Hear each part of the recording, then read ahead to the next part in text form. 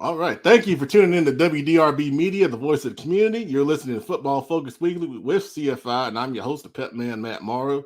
You can find us on Twitter at PetMan704, Instagram at Charlotte Football Insiders, Facebook at Charlotte Football Insiders, and on YouTube at Matt Morrow.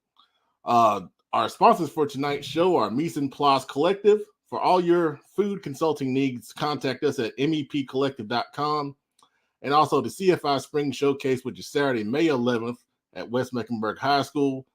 Make sure you go to charlottefootballinsiders.com where you're running an early bird special, $79 registration up and through April 1st. Once again, charlottefootballinsiders.com to register and find out more information. Tonight, we're going to be starting off the show talking with former Butler Bulldogs head coach Brian Hales. We're going to start talking about the CFI player rankings that we started doing a couple weeks ago. We'll talk about the Carolina Panthers and their moves in free agency so far, which need to update here pretty quickly. And then we'll finish up the show by bringing back Slime Time, which if you have listened to us and watched us over the years, it's a viewer favorite segment where we slime something that's going on in the world, and we've got a lot of good ones lined up. All right, that being said, now I'm excited to bring on the former head coach of the Butler Bulldogs. Done a great job the past 20 years leading that program to a lot of successful seasons and a lot of winning. He is Brian Hales, and I'm proud to bring him on the show with us right now. Yo, what's up, Pep? How you doing, man? Man, I'm doing great. Doing great. Yeah, it's good to see you. We were talking before the show, and I didn't want to stop talking, man. I didn't want to start the show. Man, I got nothing but time right now, so, you know. Yeah, man. For a lot of people out here, that you're stepping down kind of caught them by surprise. So, can you kind of tell us what went into your decision to step away from coaching right now? Yeah, it's why right now? There's a lot of reasons for right now. And it's a lot of really good reasons that kind of all added up at the same time. For one, my youngest, as everybody knows now, my youngest is about to graduate. He's a senior at Butler. So, looking at, number one, looking at being an empty nester here a little bit. Number two, turned 50 years old this last year. And, what you guys don't know yet, like once you hit 50 and like you hit some of these milestones, like you just start looking at things a little bit different. And, for me, it was looking down the road and like, 5 years from now, 6, 8, 10 years from now, whatever it's going to be, is this what I see myself doing? And, I started to really, in the last couple months, probably, started thinking a lot more about, what's going to come next, what's the next step? Where am I going to go after I stop coaching? So, it even going back like to the summer, like I've been having these conversations with people, for a little while, because I knew I was getting closer to the end than I was the beginning. So, it's just a lot of those things really started to hit home. And then, once the season was over, you don't have time to think about anything like this. Like this is a major, huge decision. And, so it took a couple of weeks, because we're at the holidays and all that stuff. And I just, I didn't have really the time or the desire to really sit down and think about it then. So then we get back and we get through, the banquet and all that stuff. We get started again, with the off-season workouts. And, kind of one of the things that really, really woke me up, we're doing a change of direction drill one day. And, it's kind of, we just call it like a right-handed U-turn or a left-handed U-turn. And so, you sprint up, whatever I said, 3, 4, 5 yards, and you make a U-turn and you go back where you came from. And, one of the big coaching points that for years that, all the guys that have played for us have done this, they've heard me say it, that, you can't go 100 miles an hour in this direction if your eyes are already going in the other direction. And, because you get guys looking over their shoulder and see where they're turning to, but they're not getting to that point where they need to break yet. Well, for whatever reason, in the last 2-3 weeks, going through that drill, that phrase about you can't go full speed in 2 directions and you can't do this. And, just finally, took the time and really going through workouts and all that. I just thought, there's never, I don't know if it's a good time to do it, or I'm sorry, I don't know if there's ever a right time to do it, but this is a good time to do it. Some of the best things that happened to me the last really 3 years was my kids being at games and being in the front row of the dog pound. And, we're over at Catholic 2 years ago, and, what kind of game that was. And like, I'm able to run up and down the sideline and fist bump my daughter in the front row. Of course, it helps that the sidelines and bleachers at Catholic are about 12 inches apart. But yeah, and then this year, Coop's senior year, having him come down on the field after games, and even, because he had the early release, he come down and help me paint the field and things like that. And like, it's not going to get better than that. Like, those are my kids, and they had the opportunity to be there for that stuff. And, they learn how to ride their bikes on the track, and, learn how to drive with the gator, and then learn how to drive in the parking lot at school and all that. And like, it just added up. And this is just the time for me to graduate. Wow. That's well thought out, Coach. There's a lot. There's yeah, a lot. No, I mean, I would expect nothing less, because, that's a major decision. And, that's just a testament to how, thorough you are as a coach overall. Thank you. What are you going to miss most about coaching? The first one, and this is as low hanging fruit as it gets, is the relationships. And it's an easy answer, because that is the point of the whole thing to me, is the relationships. And it's why, I got into it in the first place. Like, I don't want to grow up. Like, I've been in locker rooms and dugouts and whatever, basically my whole life. And, when it was time, I just didn't want to grow up. Like, I like that. I like that environment. I like, working with people and giving people crap at the same time, because they're your friends and they're going through the same stuff you are. And yeah, I love that so much. And I appreciate that aspect to it so much that I don't want to give it up. And here we are, 20 whatever years later. Yeah, absolutely, man. I told you I was going to ask you this question beforehand, but now that you're out of the game, right? Can you share a funny story about game officials? Because I told people last week that watched that one of the best things that I loved being on the sideline with you is your interactions with game officials. Yeah. So, all right, I got a good one for you. This was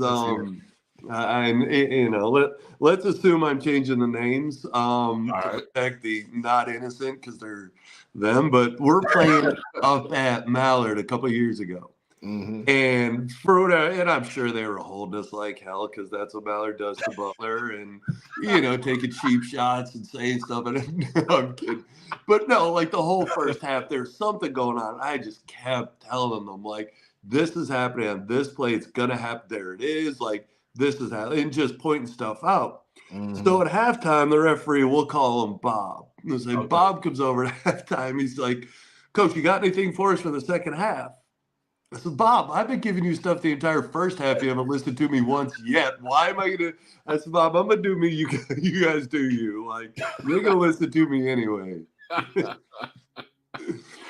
But no, gosh, I've had, and that's the thing too, like, doing this for so long, and those guys doing it, like, you get used to seeing each other. And it's like, because you only get these guys once a year. And, to see them, it's like seeing like a long lost friend you haven't seen all year, or like, when you go to a 7-on-7 in the summer and there's Lou and all those guys down there, and it's like, it's the guys, and so, yeah, like, even the relationships you have with them and like memories you have with those guys. Like, we had a guy over at the Rocky River JV game a couple of years ago, and all my man wanted, it was a JV game, so all he wanted to do was get out and get home, and everything he would say was geared towards hurry up, and then he finished with, "I got a pot roast home cooking." So it's like, let's hurry up. We got to get the ball spot. I got a pot roast cooking. So that was just something like, and I've been saying it for like the last couple years. It just stuck. But yeah, I think that might have been Spider-Man. That was because he had a tattoo of a spider on his wrist, so he was Spider-Man. That is hilarious, man. Do you think you'll ever come back to coaching? I'm smart enough to know never to say never. Because I love the game. I mean, I love football, and it's I mean, at the risk of sounding arrogant, it's something I'm pretty good at, so like that part of it, but it's just, it's all the other stuff. If I could just show up and coach football and not have to worry about anything else, but it's not the reality. I mean, the schedule, and I mean, like really from June through July, there's like 2 days a week where I'm not there. And even then that's a stretch because the field's got to be mowed and the grass got to be taken care of and all that. Mm-hmm. And then once August, it's every single day until the season's over. Right. And, and not everybody does. Like we would meet with our staff on Sundays. We'd bring the kids in on Saturdays. And I know not everybody does that, but, again, that was a choice that I made, that, okay, we're going to do this and I'm going to be here for all this stuff. And that's because there's so many different ways to do this, but, there's the right way, there's the wrong way, and there's my way. Mm-hmm. Like I did things the way that I felt like it was the best way to do them and the most effective way to do them. So yeah, I was on campus every single day.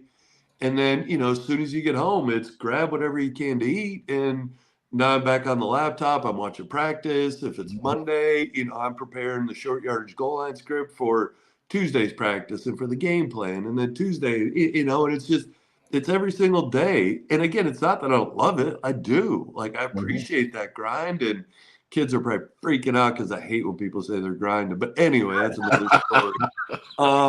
Anyway, but no, it's all that other stuff. It's just, it's let somebody else do that stuff for a while. But like I'll never say never. Because I still want to do camps and things like that. Like I have a camp in Matthews that I do, and been doing that for about 10 years. And I might add some dates to that. Because again, it's just because I'll still get to be around the kids and still get to coach and do all that stuff. But it's like you get the fun stuff, then you don't have to worry about losing ever.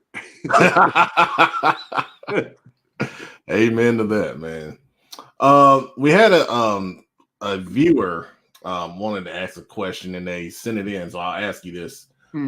They said, how were you able to be one of the longest tenured coaches in Charlotte, and how did you adapt to the culture, times, and everything you see in high school athletics and even at the college level with such as NIL and the transfer portal?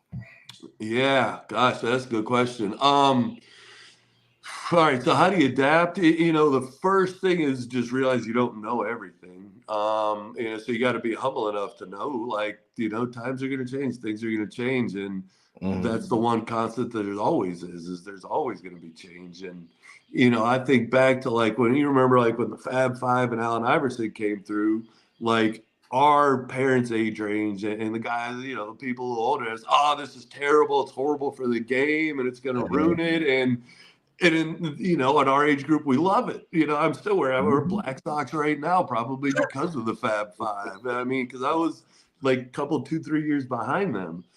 So, number one, you got to humble yourself to know you're going to have to change eventually.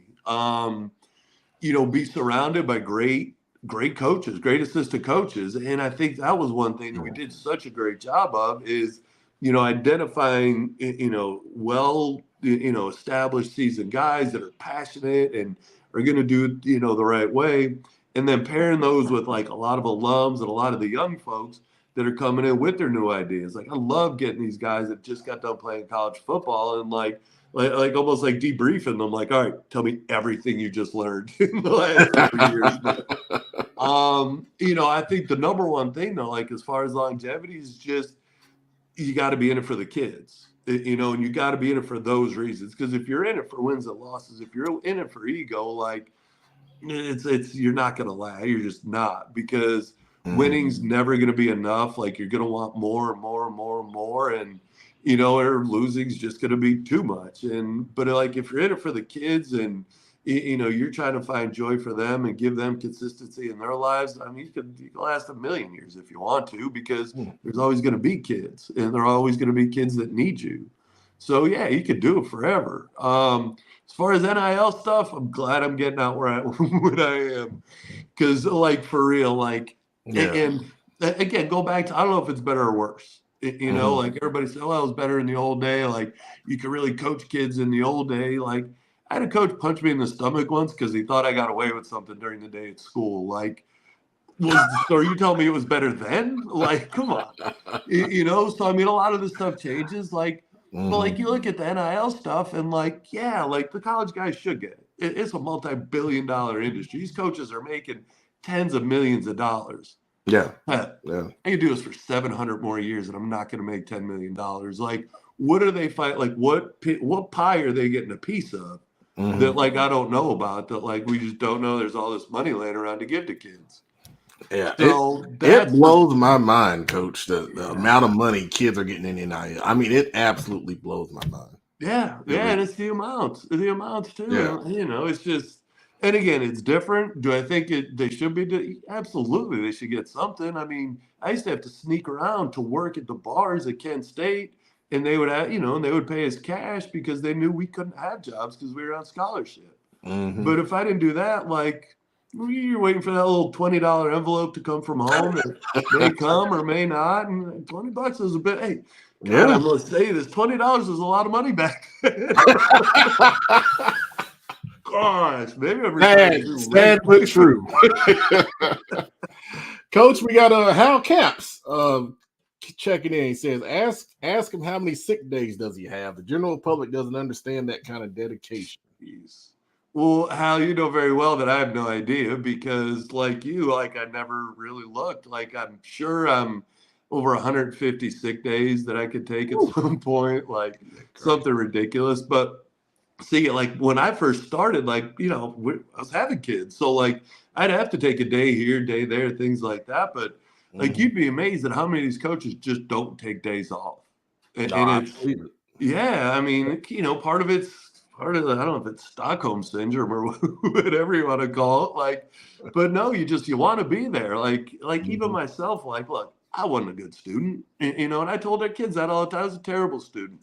I hated missing school because I don't want to miss anything. And like, I'm not talking about missing an equation that was being taught, but like, you know, that kind of like, you don't want to take that. You don't want to miss this stuff. Like, it's so cool to be around these guys all the time.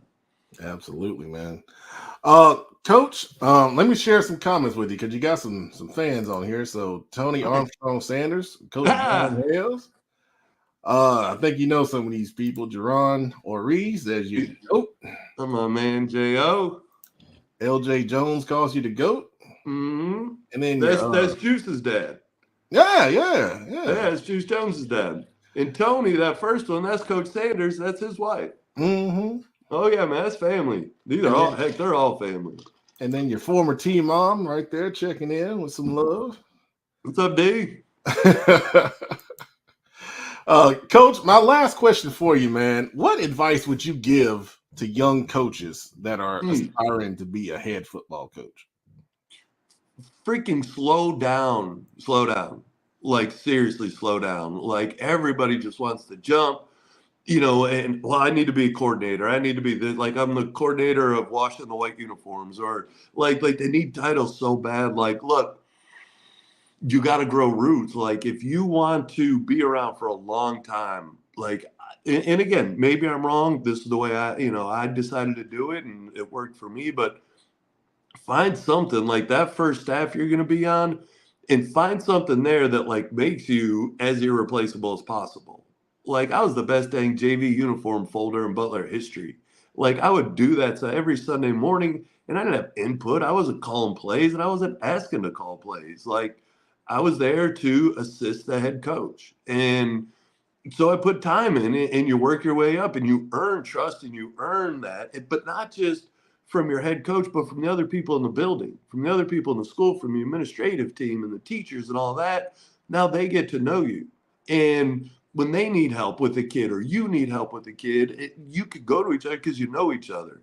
But these guys that like chase titles, and I'm not talking championship titles, but like this coordinator, that coordinator, like, no, like, because you need all of this. Like I needed every bit that I learned that first year at Butler where I was folding JV uniforms. And probably the second year, like I needed all of that stuff to be able to move up and to be able to become a varsity coordinator and then to become a varsity head coach. Like you skip steps and you're skipping out on your education of how to be a good coach.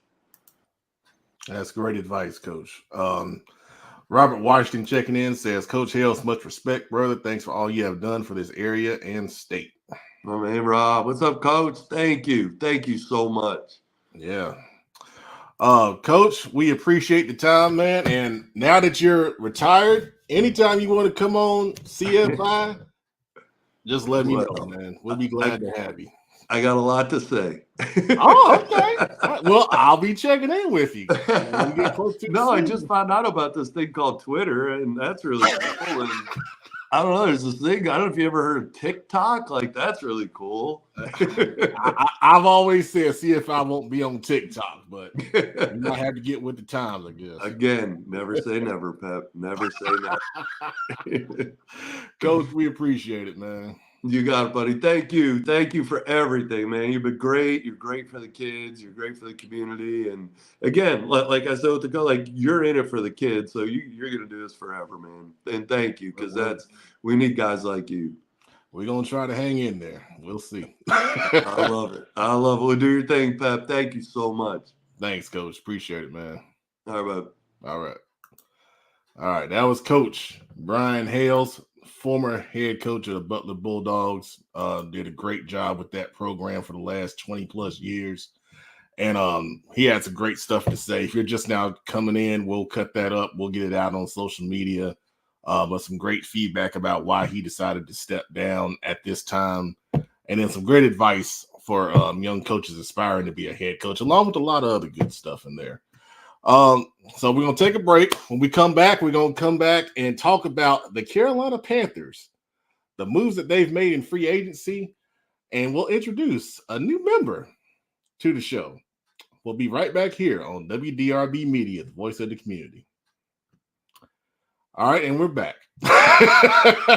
If it's your first time watching, we have a nationally syndicated radio show, which we stream live, and then the radio show goes out on Thursdays at 3 p.m. So when we do a break, we come right back.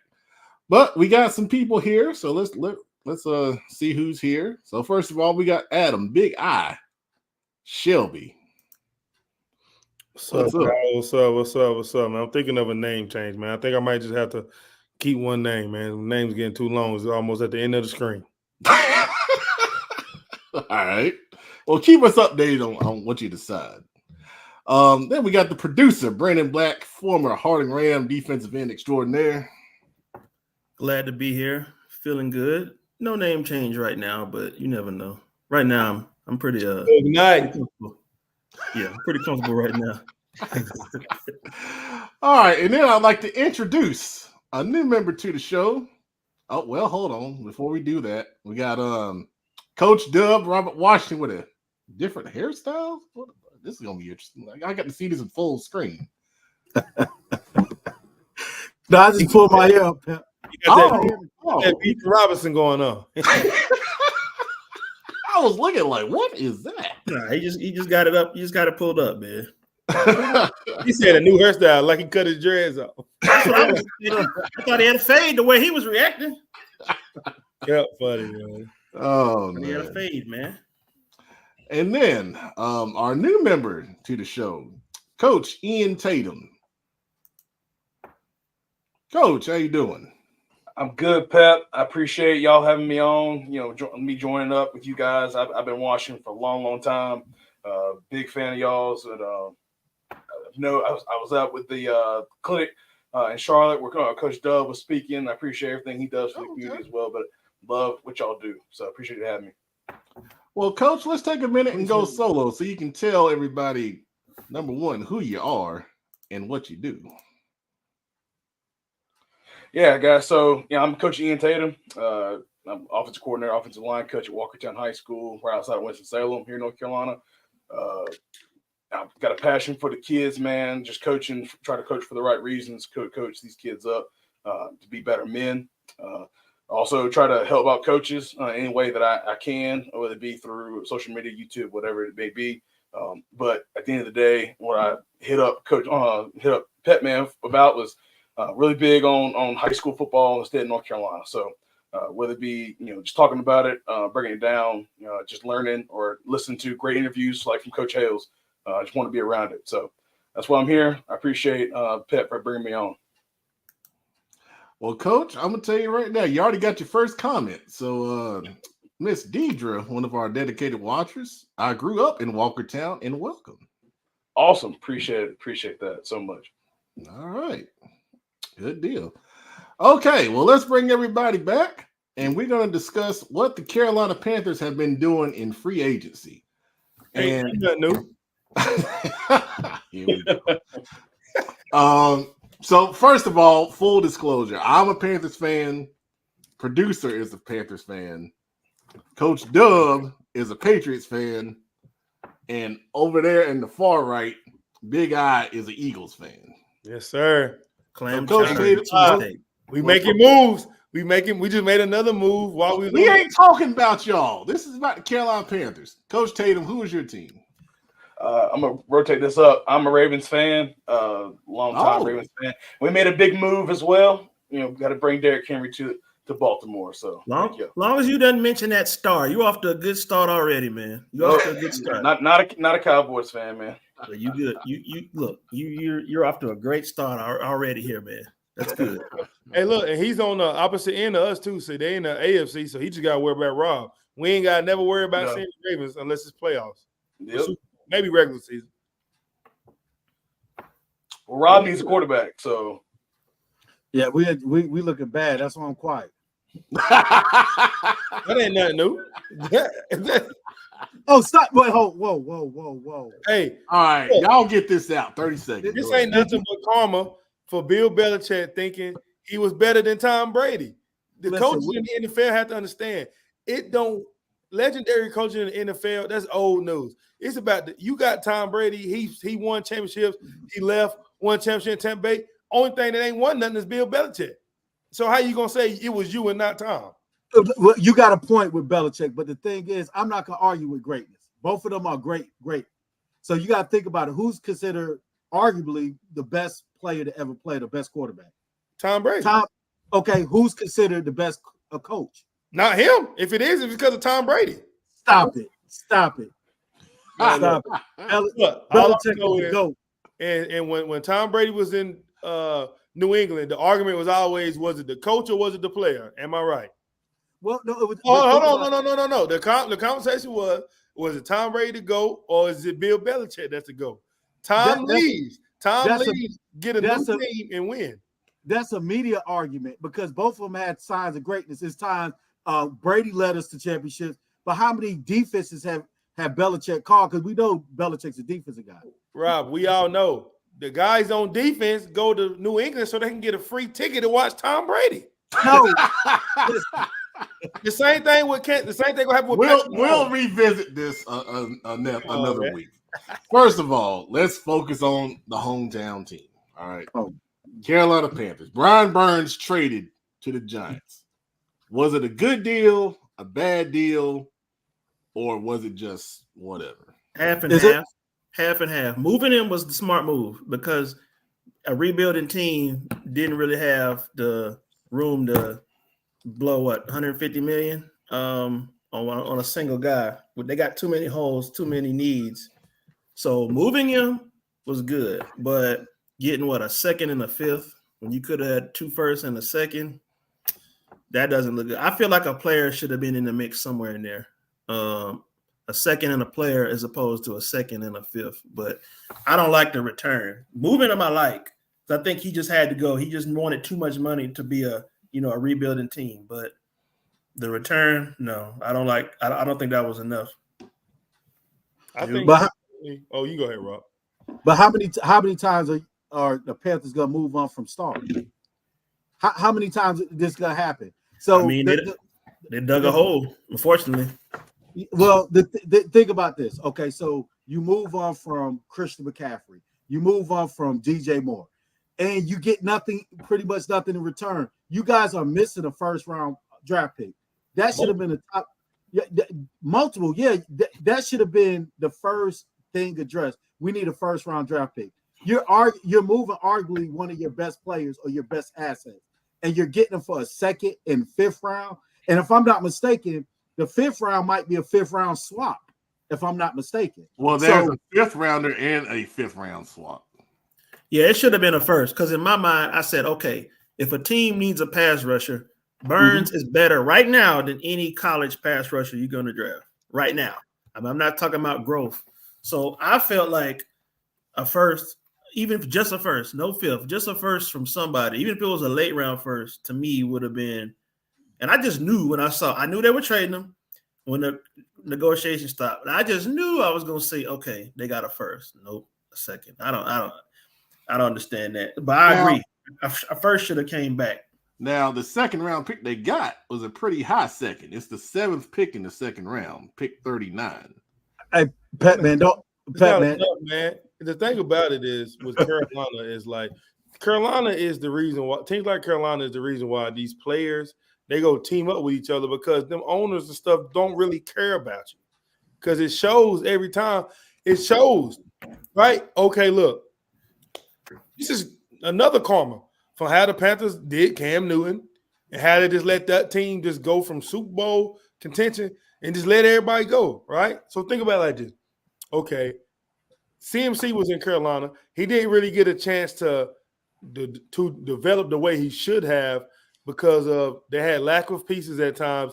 And then in 1 year, I think when Cam got hurt, they ran him every play and they threw him the ball every play. Right? He had the 1,000 year, which is great. So he was building himself up individually. Now you look at that.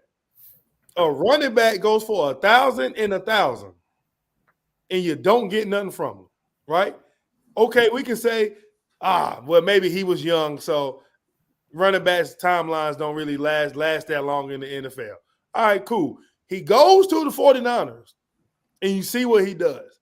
Now I'm thinking, if I got another young talent like Chin, like Luvu, how you say his name? Luvu, yeah. Luvu and Spider-Man over here. Why would you not at least try to get you could have got a first-round pick for at least one of those guys, but you didn't.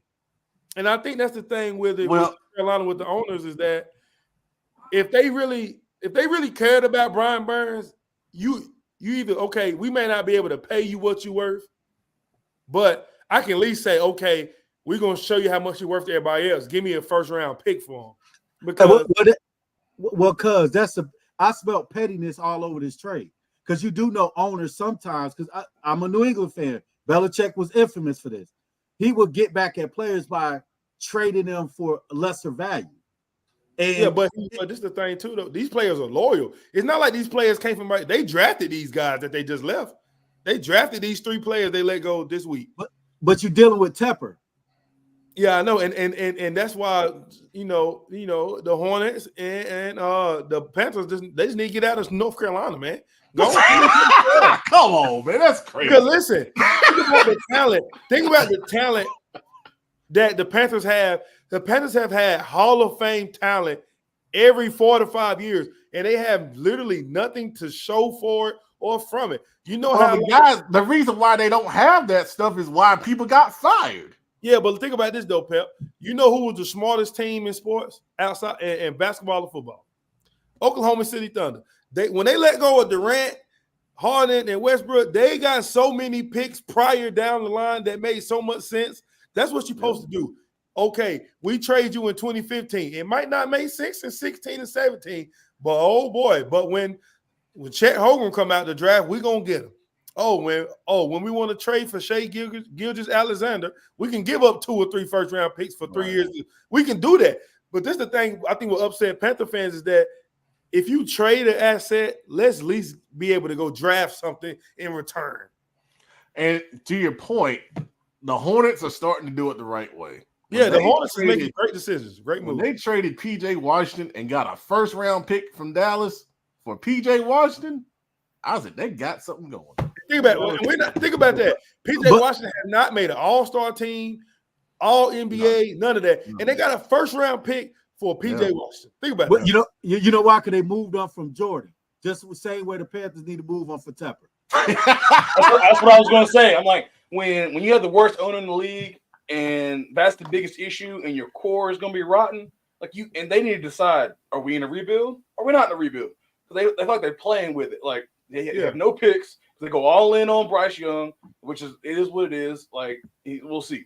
The thing is, now they're trying to get the picks back. Like, well, Brian Burns, a second and a fifth, like y'all was saying, it ain't gonna get done. So, are you in a rebuild or you not? You figure it out because you do it right. It's definitely a rebuild. That part is for sure. But Tepper don't know that. Tepper don't know that. He's still in fantasy land that he's gonna be winning the championship in 2 to 3 years, and it ain't gonna happen. I got a question. That could be true. I got a question. Does the word rebuild have a new definition now? Because it seems like every year we talking about a rebuild. Because they're stuck in it. You're right. Because they rebuild. Teams rebuild after winning. You don't rebuild after losing. Think about it. Prime example, right? I'll give you an example for two of my favorite teams. LSU won the national championship in 2019. They had like 18 players get drafted that started. The next year we barely escaped over 500. That's a rebuild. Now we rebuild it. Philadelphia Eagles won the Super Bowl.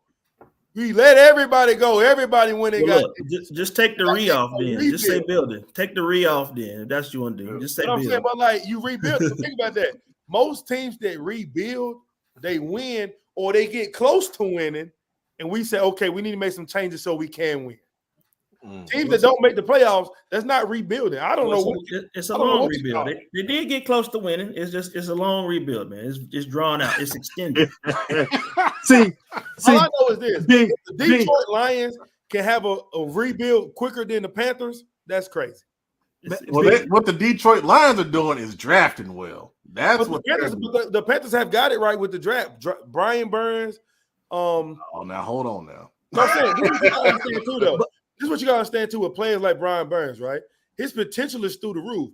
Now, Robert, we all know us as coaches and have coached before. We all seen good players on bad teams that just start instead of elevating they play every week, they kind of just, I'm gonna just coast on through till I graduate, stuff like that. Because Burns is probably looking at it like we're gonna lose, so I've done enough for somebody else to pay me. So he admitted he coasted, which I hated. But I'm not about to admit that you were. He admitted that too. But he admitted that he didn't want to get hurt. If your owner is coasting, I'm a coast. There you go. Because think about it. Obviously, he has not coasted. I'm sorry. I'll say this: he wants to win, and he's proven he will spend the money. Okay? Who? On who? We having the Panthers. Look, I'm from North Carolina, and I grew up a Panthers fan. We have never acquired a big time name through free agency since I've been alive. Yes, well, I don't know if you were alive in what 98. We tried to get Sean Gilbert. Tried. They did get him. We did get him. Yeah, we did get him. And Reggie White.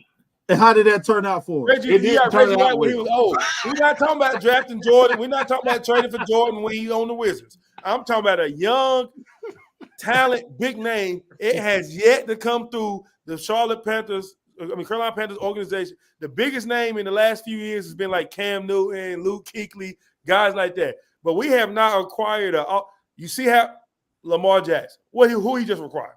King Henry, right? You see that. Jalen Hurts acquired Saquon Barkley, A.J. Brown. Those are big names in free agency while they're still young. We're not talking about going to get Adam Thielen when he's done having his 1,000-yard seasons being good. You get him on the lower end where he's cheaper, yeah. But we're talking about right now acquiring Justin Jefferson. Acquiring somebody young because it don't do me no good if you get this is like me saying I get Tommy Knox when he's 85. That ain't gonna do me no good. Well, think of I'm gonna hire him when he's 85. That ain't gonna do me no good. Why try to get him now? Speaking of Tommy Knox, he selected for the Harding Hall of Fame, and he was very gracious, even though it's not on the topic. But I could name a few schools that would take an 85-year-old Tom Knox. But anyway, Harding. The Panthers made some other moves. I mean, I don't know if y'all want to bring them up. Go ahead. That's on the list here. Real quick. 2 offensive guards. Yeah, Robert just got a receiver. Lewis. Did you see that offensive guard that y'all signed? He got a quarterback killed in New England. Who? Lewis? The guy y'all signed. The other guy. Hunt? The other guy that y'all signed. Robert Hunt? They put a clip up and said, this is the guy the Panthers just signed. Just let a D lineman run right by him and kill his quarterback. Well, I ain't see him, but the dude from Miami only gave up like 1 sack. He told me he gave up 1 sack. That's dude good. from Miami. Duke Miami. Damon Lewis is good.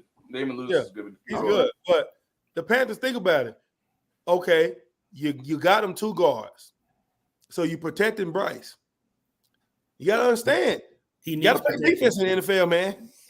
You done lost. Hey, you done lost. Look, I don't care what. This is a multi-year building process. We're gonna score right now. They just got rid of Deshaun. Look, y'all Panther fans are sounding like Cowboy fans. Look, you let go of my. You just traded my boy Action Jackson. Yes, you traded Action Jackson to. He got released. Released. No, they traded him. They traded him. Pittsburgh for They traded him to the Steelers for Deontay Johnson. Receiver. Okay. Yeah, that happened while you was on the interview. Breaking news. That just happened. Breaking news sound. Yeah. And, that's what I'm saying, Pep. So you go get him. But who you like? What you better do now? Score on defense. That's right. Coach Dub, the biggest difference between Panthers fans and Cowboy fans is that they're not saying, "Hey, we're going to win the Super Bowl next year." They ain't saying that. No, we don't. But the level of delusion, it's getting up there now. It's getting there. It's not delusion. It's the illusions that they see when they see these guys.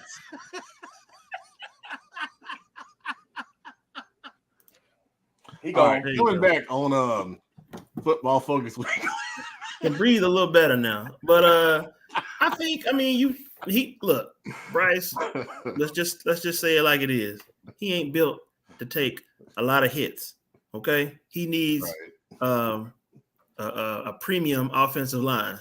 So I'm glad they're spending some money there. That's been a knack on the Panthers for a long time. One of many is that a good, consistent offensive line. So a great offensive line could make even a mediocre quarterback look pretty good. Give him some extra time, a few more seconds than they normally would have had. So he needs it. He ain't built for hits, man. Well, before we end the segment, Coach Tatum, you got another fan here. Coach Trotter. That's my dude. Love Coach Trotter, man. Appreciate you, Coach. We love him too, especially when he tells the truth. hey, and I'm gonna say this right here because he's watching, and we talk about this all the time because we watch the show almost together. I'm like, man, you be going on there and just dogging your team, and you go out there and win 9 games. Like, I'll bring Coach Dub back for that because he says this all the time. Amen. Hey, Tatum, guess what he told me? He started up like a month ago. Yeah. Coach, man, I don't know how we're gonna do it next year. I'm like, oh man, he about to run it. I don't want to hear. He's managing expectations. That's all it is. Oh man, well that was a fun segment about NFL football. So appreciate you guys hanging through it with us. When we come back here on WDRB Media on Football Focus Weekly, I will talk about the CFI player rankings, which have been a lightning rod, so to speak. So we'll be right back here. Keep it locked in on Football Focus Weekly with CFI here on WDRB Media. All right, we're back. Now I'm going to talk about the CFI player rankings, and I'll go solo on this to start out, and then I'll bring everybody else back. But I want to kind of explain why I started doing this. So I'm always looking for ways to promote kids, especially kids here in the Charlotte metro area, which is what the rankings are based on. So I ran a poll on Twitter probably about a month ago now and asked, what people wanted to see more of from CFI. And by far, the thing was player rankings. I put out there, I think, player interviews, coach interviews, and it was something else. I can't remember the other option, but it was 4 options. And player rankings won by over like 50% of the vote. So I've done, some player rankings before. In the preseason, I did a series called the CMS Best, which played off of our CMS Best to Last rankings, where we ranked all the teams in Charlotte-Mecklenburg schools. So I would kind of select the top 5 CMS players at each position and put that out in the preseason. and then just to highlight, kids who deserved a little bit more exposure. So the CFI rankings kind of got built off of that platform. And it's really intended to keep a light on the top kids in the Charlotte metro area in a typical downtime with high school football. I mean, we're here in March. Outside of 7-on-7 football, there's not a lot going on right now with high school football and coaching changes, really. So it's just kind of a way to get kids in the spotlight once again after the season, and in a typical quiet time. In my opinion, the city of Charlotte, it's growing, and it deserves the additional spotlight and year-round focus of high school football, which is why we have this platform now that we're able to do weekly, throughout the season and beyond, like we're doing it now. With the rankings, it's no intention to disrespect any player or any program that's out here. Like I said, I've always been about promoting kids in a lot of different ways and as much as possible. We do that through prep red zone articles, our camps and showcases. We do player interviews throughout the whole year. We do the preseason team rankings, which, in July and August are always very popular. As I said, the CMS Best of Last rankings. We introduced county team rankings and conference rankings last year. Preseason players to watch, we've always done. The partnership with the Queen City Senior Bowl, which we've got some exciting things coming up with that. And now with these area rankings. And the biggest thing is I understand people are going to have their own opinions. And I'm not surprised. And, I expect people to advocate for their players. But just a little bit of background information. These rankings are based on 3 things, okay? In-person scouting through games and 7-on-7s in the summer, scrimmages, things like that. Highlight films, number 2. And then 3, the published college offers that are out there. Anyone is welcome to share any additional information to provide further insight on any player if they want to do that. And then these rankings they're gonna be done in the spring, in the preseason, and then of course we'll do a mid-season update. And these are primarily for 2025 and 2026 players. If we have enough 27s at certain positions, we can do those as well. But the feedback that I've gotten from the rankings, multiple players have sent me messages asking for the next position. When is it going to be out? I want to be considered, all that stuff, So anytime we do something and it elicits that feedback from players, I think it's a good thing because we're in this business. Well, at least I'm doing this, for the players. Everything that I've ever done is for the players to enhance their experience and to give them more light and more exposure at the end of the day. We got a few comments here. Let's see. Fastest commercial breaks ever. Yeah. Yeah. Well, I kind of explained that. So I put out the running back rankings, and I'll put them up on the screen. Let me get them on the screen here. Right before the show started. So let me get that comment off of there. Give me 1 sec. Okay.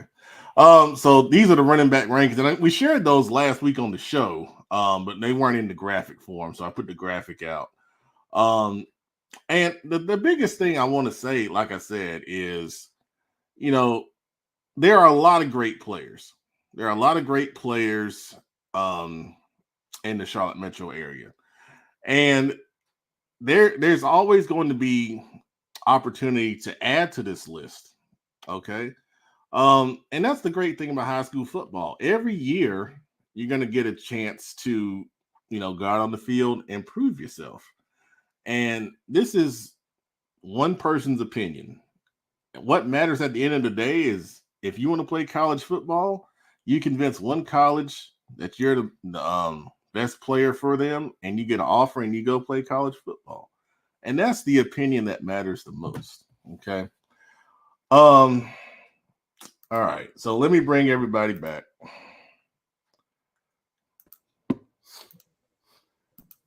And producers backstage. But anyway, you guys' thoughts on player rankings. I've heard some thoughts already, but anything else you want to share? I think it's one of the things you got to understand with player rankings is one of those. It's always subjective. Just because Pep has his order, that don't mean that's everybody's in the world order. So just kind of take appreciation for what Pep does all the time. He puts into it and stand up late nights doing what he does. You'll never get it right because every coach always feel like his players is the best, rightfully so. Like Pep, I always give him a hard time if I feel like an indie player should be ranked higher or our team should be ranked higher. But at the end of the day, I'm not sending any hate. We do this for fun and games because at the end of the day, everything we do is for the kids and everything that we do is for the schools and CMS in the local areas because we'll never get it right. You do a top 5, they'll be mad because they had 6. So now Pep got to do a top 10. Oh, then the guy at number 11 we're going to be mad. So now we got to do top 15. So just, if you feel like you have your top 5, that's cool. You may have your top 5 podcast you want to listen to. It ain't going to make us no difference about what you do and what you listen to and who you ain't listening to. All right? So, just, now, we want you to listen now. Now, hold on. We want you to, but I'm saying, but just understand that he does a lot. So, that's his rankings. He never said this is the top 5 running backs in Charlotte that college coaches told him about. And the thing about that is it's different strokes for different folks, because some guys might want, let's just say an option quarterback, for example, and some guys might want a traditional pocket passer. So, it's not about that. And the thing is, when I post them, especially, on Instagram, there's a lot of feedback on there, which I welcome. I have no problem with that. And, coaches will respond as well. And, I have no problem with, explaining the process or, the reason why, I put people where they are, but at the end of the day, it's not about, any shade or anything like that. And, in my experience with that, the kids have always, taken it well and they've been respectful, It's adults. And the thing about the rankings is, if you want to get ranked higher, make them say your name. If you're motivated, go and work hard. If you're not on the list, right, you should get back in the lab, work out, do what your coaches ask you to do, put in the extra work to make them say your name. Because the one thing about, rankings and stuff, everyone has the same opportunity. Everyone has the same Friday. Go out and show what you got to do. If you, because it's a difference too, Pep, between, because we see it at the camps. Some people want exposure, but some people get exposed. And it goes both ways. And if you want your name out there, make sure you're ready. I can't tell you how many times, Pep, I see kids out here talking about they're ready to get a college offer and they're going to camps and don't know how to do drills. We see them in our camps. We see them in the CFI camp. I mean, can't even do ladder drills, but you're hungry for an offer. You're hungry. No, perfect your craft. Sometimes the right time is to be seen is when you're ready. So rankings is just. I'm sorry, Coach. Coach Tatum, what you got on this? Yeah, I agree with what they're saying. If you have your own list or your own ideas, well, guess what? Make your own list. Like, don't hate on Pep's list or anybody else's rankings, whatever it may be. And he puts in the work and he goes and watches film and all those things. And he talked about that last week. The process he goes through. Just make your own list. Who cares? Like Big Eye Shelby said, like, hey, however long the list is going to be, there's always going to be somebody left out. It's just like the college football playoff. 4 teams wasn't good enough. 12 teams ain't going to be good enough neither. So just find what you're happy with. And then, like Coach Dove said, hey, just grind, man, because eventually you're going to move yourself up the ladder. And maybe, if you're not that guy, you'll be ranked where you're supposed to be. Yeah. And you said a good thing there. With the college football playoff, they've gone to 12 teams, but now they're already talking about 14. Yep. And now with the even we're talking about March Madness getting ready to start. They're talking about an 80-team bracket, possibly. They're getting close to letting everybody in. Well, it's the participation syndrome. Everybody won a trophy. Yeah. Sadly, that's part of it. Coach Trotter's comment. Says, Pep, I told you to do anything but player rankings. No matter what, you're going to upset people because their kid is always D1 and you'll never win. Well, you know, the thing about that, and we did have that conversation on Twitter, on the poll that I talked about. The thing about that is, man, people are going to be upset. People are upset at me all the time. I'm just going to say it. I mean, no matter what, people are upset, whether it's, you know, any of those number of things I mentioned earlier. Anytime you're trying to be subjective, you know, it's tough. It's tough, but it's never anything personal. And you know, it's trying to help the kids be highlighted, man. That's what it's all about. Oh man, I talk too much. All right. When we come back here on WDRB Media on Football Focus Weekly, we're gonna finish up with our last segment called Slime Time, something we hadn't done in a while. So we'll be right back here on WDRB Media. All right, we're back.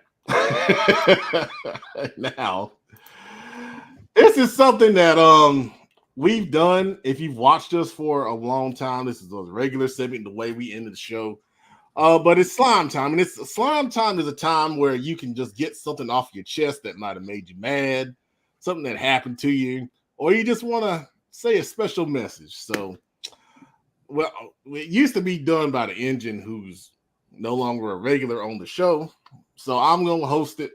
If y'all want to host it, y'all let me know. But all right, let's go producer. Producer, who you want slime tonight? I'm gonna piggyback off our topic tonight and just slime Fitter for declining a great package deal for Burns.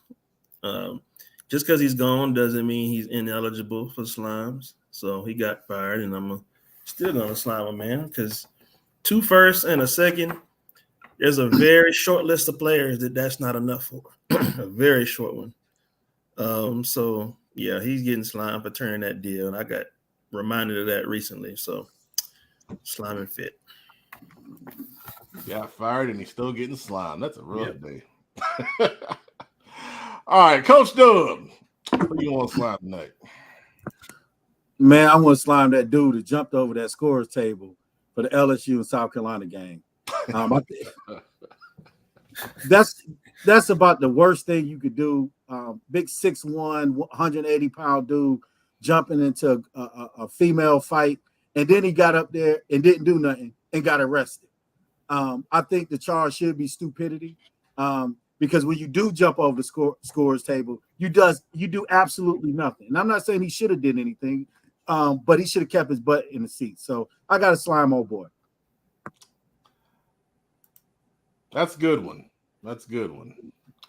Coach Tatum, first time sliming somebody. Who you got? Yeah, it's gonna be a little more serious, I guess. I'm gonna slime just coaches in general that they shy away from coaching. Don't coach up kids, or they just try to acquire all the best kids so they can make them look like good coaches. It's like Mike Tomlin said, you know, I don't run away from coaching. You know, I run to coaching. So you might have some kids that need some development, and that's okay. That's what we're here to do. We're coaches. You know, coach them up. So just because you stockpile talent, don't mean you're good. Man, that could be a topic. Oh, that could be a topic. All right, Big Eye, who you want to slime tonight? Man, I got a good one, man. I've been waiting on this, pal. Man, so, you know, I've been in the Mid-Hill Matthews area now for a year. And I started going to this new gym called Crunch Fitness. And I had seen that one of the coaches in the office had had some food from this certain restaurant called Mr. Tokyo's. That's in Matthews and Mid-Hill. Very good restaurant. I went there for some Japanese food after my workout, man. You know, get some chicken and rice. So they have something called all you can eat. Normally, all you can eat means you eat all you can eat, right? You eat there as long as you want to, stay as long as you want to, do whatever, right? So they bring you a paper out, and you kind of check what you want. So I got the hibachi chicken and rice. I got the hibachi steak and rice, for the same price. But the catch is they have something on their menu that says it's not my dish is all you can eat buffet. Well, it's a buffet style, but it's all you can eat. They say you are charged for how much you leave on the plate. So if you leave 5 to 6 pieces of chicken, you get charged $5 or $6 extra. What? And I said, I'm reading it. I said, oh my gosh. You should have took a picture of that. Oh, it's on their Pep. If Pep can pull up their menu right now, it's on the menu on the website. Oh man. Hey, that don't sound like a problem. That sounds like a challenge. The thing is, so I've been to Mr. Tokyo's. My wife and I love sushi. So I've been to Mr. Tokyo's a lot. Obviously, you can see me. But the thing is, like, and I agree, like, you get charged wherever you leave. I think a lot of it has to do with, like, the sushi as well. Because, like, people would just order, like, a bunch of rolls and just let it go. And they're just trying to downplay that. But when it comes to some hibachi or whatever, teriyaki, whatever you want to get, come on, man. Like, you don't need a charge for that. Hey, Coach Tatum, and the funny thing about it, Pep, you know how you order a plate of hibachi steak and chicken or chicken rice? They fill up the whole plate. They don't fill up the whole plate when they give it to you. They give you like half the plate and kind of slide it to the corner. They put the chicken on one side, the rice on the other. They don't give you a big plate to put it on top. So they try to they feed you proportions so they know, like, okay, you better eat all this one because on the next plate, if you don't eat all of it, they're gonna charge you. So it's not even a lot though, Pep. I should have taken a picture of my plate and sent it to you, man. But if you go on the website, it says that on the website you are charged for every piece that you don't eat. Well, you better come hungry. Yeah. Like you said, challenge accepted. And going there with a game plan. Oh, man. I would say it's great because it's one price. So I went in there and got hibachi chicken and steak and rice multiple times for the price of like $24 because I got a water. You can't beat that, man. Not bad.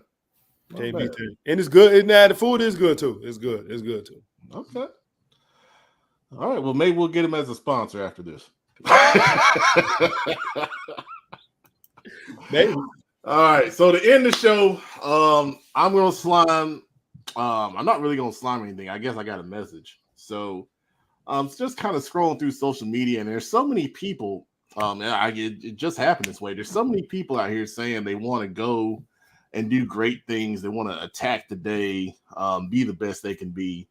I just want to say this. I guess I do have a slime. So I'm going to say slime those that hate on you. People that live to dispel, disprove, and go against what's in your heart and what you believe. You've got a purpose out here. You got to live your purpose and you got to believe in it. And put everything that you have to being great in spite of what anyone else says, believes, texts, thinks, and they pontificate about you. We all have one life to live, and you don't know when your end is going to come. So you make the most of every day, of every minute, of every second that you have out here into achieving whatever you want to achieve in your life. Period. And that's how we're going to end the show tonight. Make sure you keep it locked into the best high school football show in the Carolinas and beyond. Football Focus Weekly with CFI here on WDRB Media. Thanks for watching. Or listening. I'm sorry.